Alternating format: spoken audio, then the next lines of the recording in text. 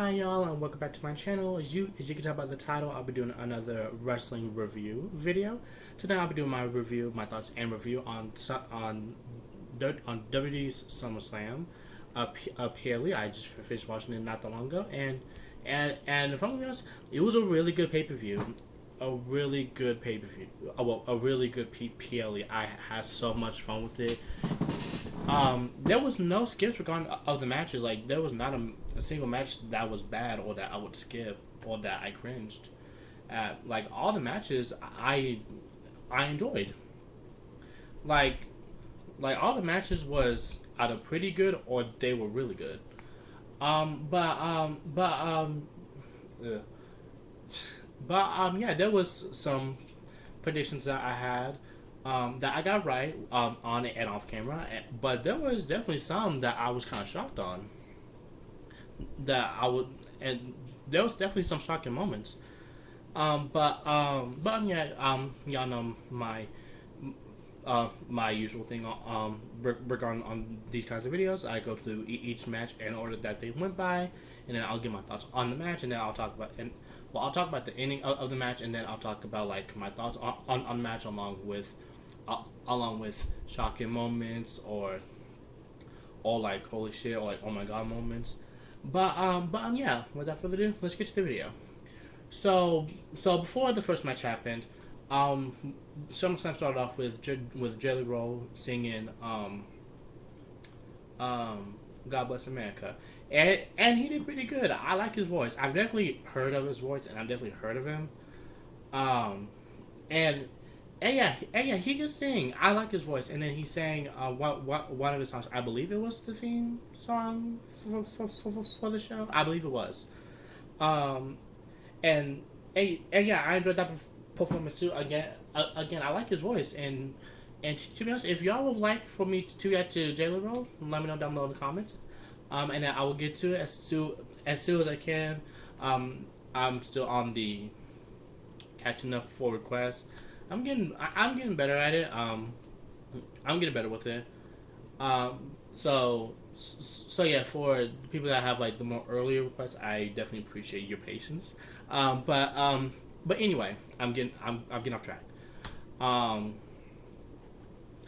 then the first match was for the Women's World Championship, Liv Morgan versus Rhea Ripley, who was accompanied by Dirty Dominic Mysterio. Now the way the match ended, Rhea hit I believe she hit her with the riptide, and then Rhea was going to use a chair that Liv had already brought into the match a little bit earlier, and then she wanted to use the chair, but then Dominic stopped her, and that was explained to her like, you can't use the chair. If you do, you'll get disqualified and you won't become champion. And then Rhea was like, okay, and then Liv drop kicked Rhea into Dominic, and then they continue with their match, and then the final moments, Dominic was distracted. Well, Dominic threw the chair in the ring, and after he did that, he was distracting the ref so that Liv can hit Oblivion onto Rhea onto the chair. That was the second Oblivion that she hit on Rhea in the match because she hit her already once before, and Rhea kicked out of it. And then once she hit Oblivion onto the chair, she pinned Rhea 1, 2, 3, and Liv is still champion. And then after the match, Dominic put them lips on Liv Morgan. He put them lips on Liv Morgan. They had a whole makeout session in front of a distraught and shocked Rhea, which that shock and distraught will change into anger and rage by the time it's Raw.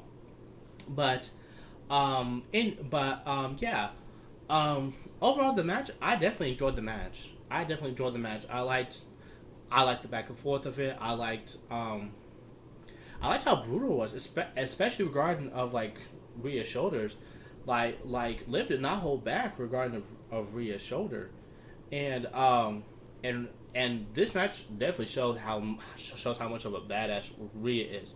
The amount of times that she popped her shoulder back into place, like the first time she did it with the slamming by slamming her shoulder into the announce table, and then she did it again by slamming it multiple times into one of the turnbuckles. Like Rhea is just a badass. But yeah, both ladies look good. I knew, I had a feeling. I knew that, especially seeing that Dominic was going with Rhea to think. Oh, I knew that Dominic was going to turn on Rhea. I was going to help Liv win, and I definitely had a feeling that Liv was going to retain the title, but in a dirty way. It was not going to be a clean win. But yeah, but that didn't do anything for. But that didn't ruin the match for me. I still enjoy the match. Both women did really good in this match, and I'm excited that basically that this feud is gonna continue. Because we have Bash in Berlin later this month, and I think after that I don't think there's a pay per view. Well, PLE until October, and that's Bad Blood. Yeah. It's not until Bad Blood, and that's in October. So yeah, I'm definitely intrigued on what's gonna happen on Raw, especially after what happened in the Gunther and Damian match, which I'll get to it once I get to the match. But yeah, let's go ahead and move on to the next match, which was for the Intercontinental Championship: Braun Breaker versus Sami Zayn. It was definitely much shorter than how I thought it was going to be. It was definitely much shorter than how I thought it was going to be, because they definitely had a longer match in Money in the Bank. I did like that in this match.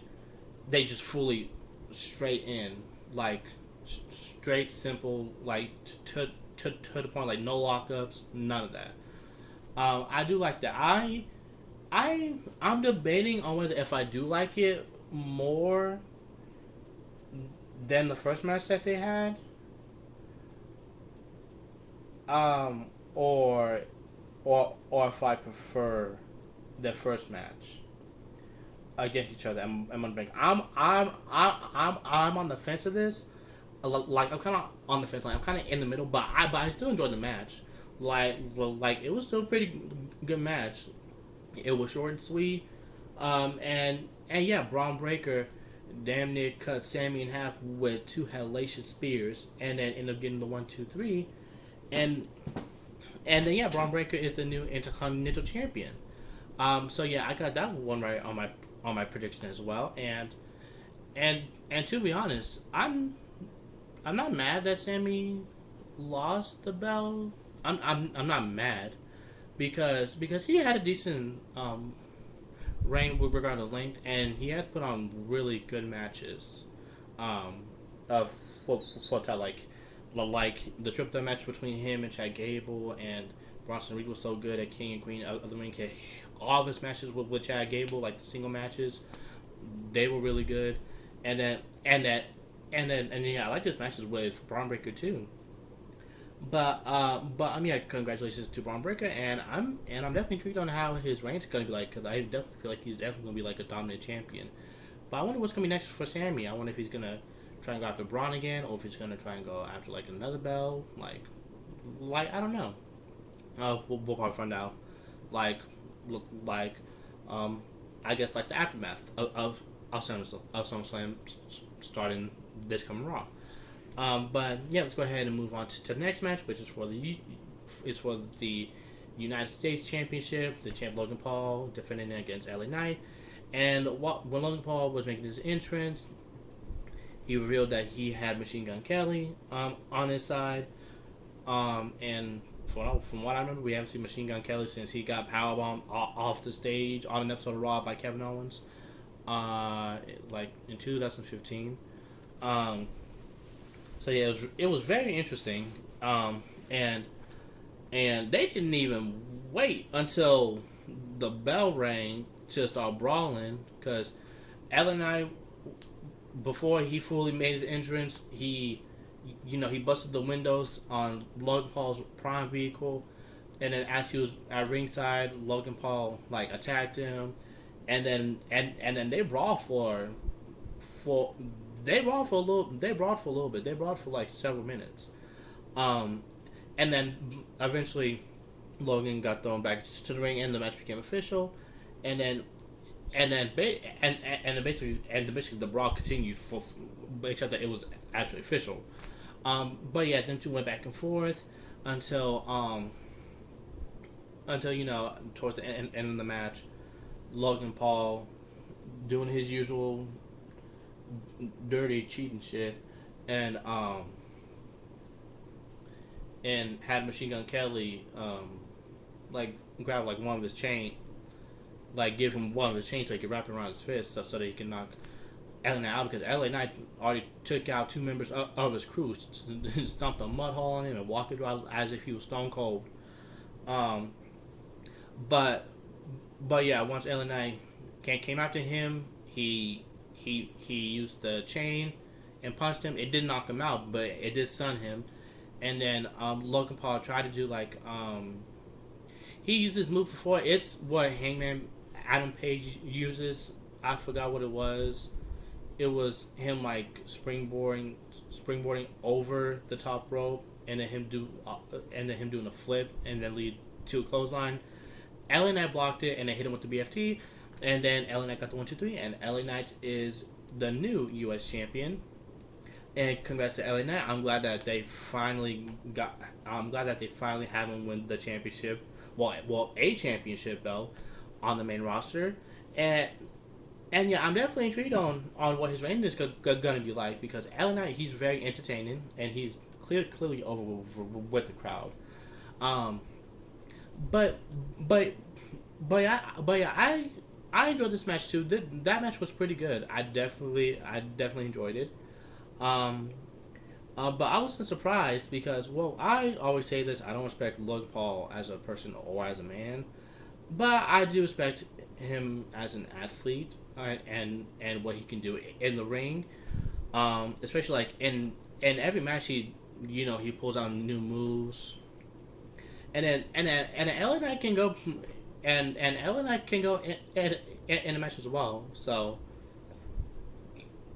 yeah, let's go ahead and move on to the next match, which was for the women's championship belt.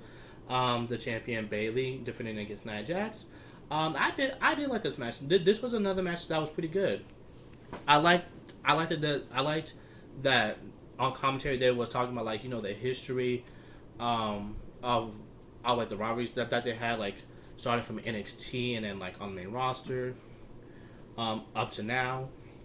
And then I like the callback, and they mentioned on commentary too, the callback when Bayley had the guillotine on Nia, which was how Bayley was able to beat Nia in 2015 in NXT Takeover London, when Bayley defended the NXT Women's Championship against Nia, and it was a different Nia and a different Bayley. So I definitely like that callback. I don't know what kind of training Bayley doing, but she been doing some intense training, especially with some weights, with how she was able to suplex Nia. She did a back suplex, then a Bayley to belly, and then a whole powerbomb, and she held her up for a little bit. Her knees were shaking a little bit, but she still held her up a little bit. I was like, okay, Bayley, okay, Bayley, show off your strength. But I feel both women did really good, and I like the little tease of, like, Tiffany trying to cash in, and then Bayley clocking her like, boop, you thought you was gonna do that, and that led to Bayley's downfall in this match, because once she did that, she went ahead and put up, because that slight distraction helped Nia get the win, as she hit Bayley with multiple power bombs, and then she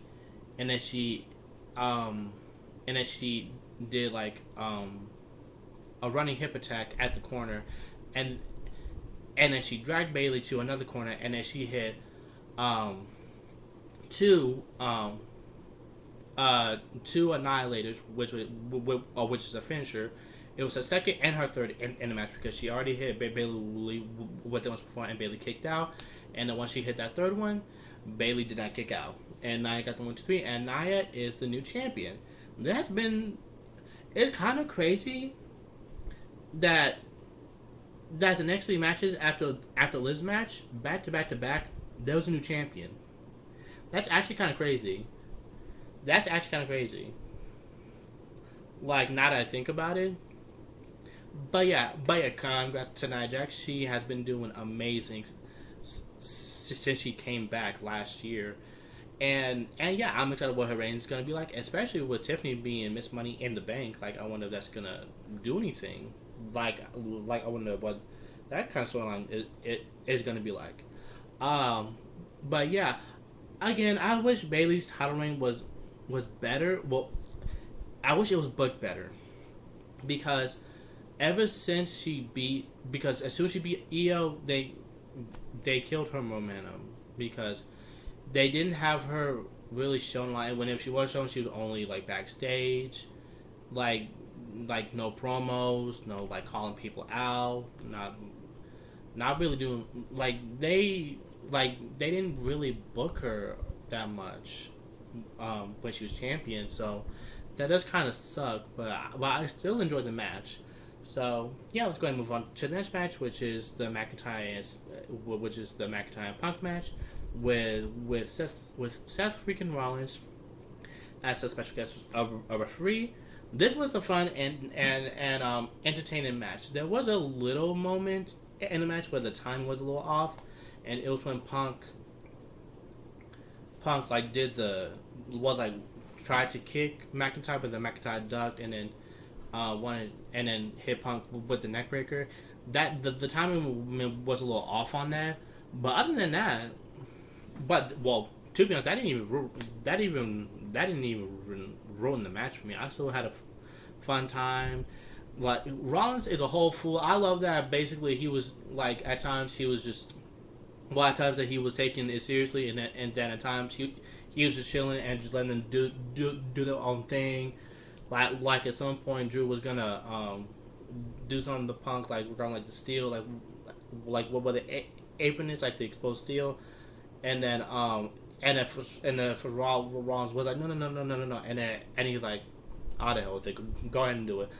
That was funny. Rollins was such a funny referee. Like, I definitely enjoyed it, but he was still serious. He was. There were definitely times when he was like, "Don't get it twisted now." And then he became serious again once McIntyre brought a chair in the ring and he wanted to hit Punk with it, and then eventually Rollins stopped him, and then McIntyre pie faced him, and then Rollins almost took out CM Punk. It was shades of Summerslam '97 when with Taker, Brett, and Shawn Michaels, when Shawn was the special guest referee, and Shawn accidentally hit Taker in the head with the chair, and he caused Taker not only the match but also the title that he had at the time. But yeah, towards the end of the match, Punk and McIntyre was still going back and forth, and at some point, Punk and Rollins got real intense. It got really heated. They're in each other's face. Punk screaming at Rollins, and then Rollins screaming at Punk, and then it eventually led to Punk hitting Rollins with the GTS, which ended up being his downfall because he let Rollins be a distraction for him, and McIntyre took advantage of that distraction and hit him. He hit him with the low blow and then hit him with the Claymore, and then yeah, Rollins hesitantly made the 3 count, and Drew McIntyre won the match. Now, if I'm gonna be honest, I did not expect Drew to win. I was shocked when Drew won. I was for sure that they was gonna have Punk win, especially since it was gonna be Punk's first match back since his official first match back since Rumble, and it was his first one-on-one match in over a decade. So yeah, I was highly shocked. I was very shocked. But yeah, we all know that this is not over. this is not over between the three of them. CM Punk is still gonna try to get his hands on Drew, and yeah, and him and Rollins, something's gonna happen. I wonder if it's gonna end up being like a Hell in a Cell match. Could you imagine if it ends up being like a triple threat Hell in a Cell match at Bad Blood, or even at Bash in or even Bash in Berlin? Like, that'd be very interesting. I would actually like to see like Rollins, Punk, and McIntyre go at it in a triple threat Hell in a Cell match. Because the rivalry between the two is very heated, especially involving McIntyre and Punk, and definitely Rollins and Punk. Um, so, but but yeah, let's go ahead and move on to the next match, which was Gunther versus Damian Priest for the World Heavyweight Championship. So the final moments of this match, as Finn, came out to ringside to to fire up Damian Priest so that he could continue fighting, and then at some point, Gunther ended up kicking Balor in the head, and then that definitely fired up Damian, and Damian hit um and hit Gunther with the whole onslaught of offense, and then hit him with the south of heaven choked him, his finisher, which was the second time he hit it, and then it looked like Damian was gonna pin Gunther, but all of a sudden Finn put Gunther's foot on the bottom rope, and I should have saw it coming, but for some reason I didn't see it coming. I was like, because let me continue. Real quick. Damien saw that and he was angry, like he was confused, but he was definitely very angry. That Finn betrayed him like that, and that led to his downfall. Gunther went from behind and got the submission on him, basically like the sleeper, and then but then Damian was able to get out of it and almost pinned him, and then Damian went after Finn, which was a mistake, because Gunther took advantage of it and then hit Damian with another power bomb, and they got the submission on him again until Damian passed out, and Gunther is a new World Heavyweight Champion, and congrats to Gunther. Now I knew Gunther was gonna win, but I didn't think that Finn was. But I didn't think it was gonna go down like that. I don't know why. I just didn't think that Finn was gonna turn on Damian, even though, they've been playing the seas and the tension been brewing for months in Judgment Day, especially between Damian and Finn. There's potential between the two for months. So yeah, I should have saw it coming, but for some reason I didn't, and I was shook. But yeah, that SummerSlam was not a good night for Judgment Day. That was basically the night that Judgment Day became done, because Dominic betrayed Rhea, and then Finn betrayed Damian, and then we don't know. I don't know what's gonna happen with McDonough and Carlito. But I feel like Damian's gonna get his payback on Finn. I feel like he's gonna end up costing Finn and McDonough the tag team championships at some point. But let's go ahead and go on to the main event, which was Cody Rhodes versus Solo Sikoa for Cody's undisputed WWE Championship. Now the ending is where everything picked up. Like they were going back and forth, and then eventually the Bloodline got involved. Tom Tonga and Tonga Loa got involved and was beating up on Cody to help Solo, which I expected. I wasn't surprised. I was just wondering when they was going to show up, but it didn't put Cody away. And then Kevin and Randy made their returns after getting taken out by the Bloodline, which I saw coming too. And then they took care of Tom Tonga and Tonga Loa. And then Cody was about to do his triple crossroads, which was how he beat Roman at WrestleMania. And then Shades of Money in the Bank, Jacob Fatu came out of nowhere and stopped it with a whisper of the winds, and yeah, that was the first thing that came to my head. I was like, oh, that was shades of Money in the Bank. That's what happened at Money in the Bank. Um, and Jacob Fatu was doing everything he can. He did a springboard moonsault. He even splashed Cody through the announce table, and it's all hit a splash. But then Cody still kicked out. And then, by the way, when Jacob Fatu hit that splash onto Cody through the announce table, he was clutching on his leg. So Jacob Fatu, he definitely probably hurt his knee. Well, actually, no, he definitely hurt his knee. I just hope it's not serious. Yeah, and then I didn't expect this. Roman Reigns returns. Roman Reigns comes back. The whole crowd went crazy. That was like one of the biggest pops that Roman has ever gotten in his whole career. Like, I was shook. And then Roman, and the conversation was wondering, like, is he going to be going after Cody, the man who beat him at WrestleMania for the belt, or will he be going after Solo, the man who was talking all that shit about Roman, while Roman was gone, saying that he was not man enough to keep the belt in the family. And then it didn't take us long to find out, because as soon as he went into the ring, it was on site for Solo. He instantly hit Solo with Superman punch and then the spear, and the crowd went insane. And after he hit Solo with the spear, he just looked at Cody and they gave him like a nod. And they just walked out the ring, and Cody was bewildered. He was shook to the core. He could not believe it. And then he eventually came back to its senses and finished Solo off with the Crossroads, and Cody is still the champion. And then it ended with Cody celebrating, but also look like him and Roman constantly like looking at each other, or like staring each other down.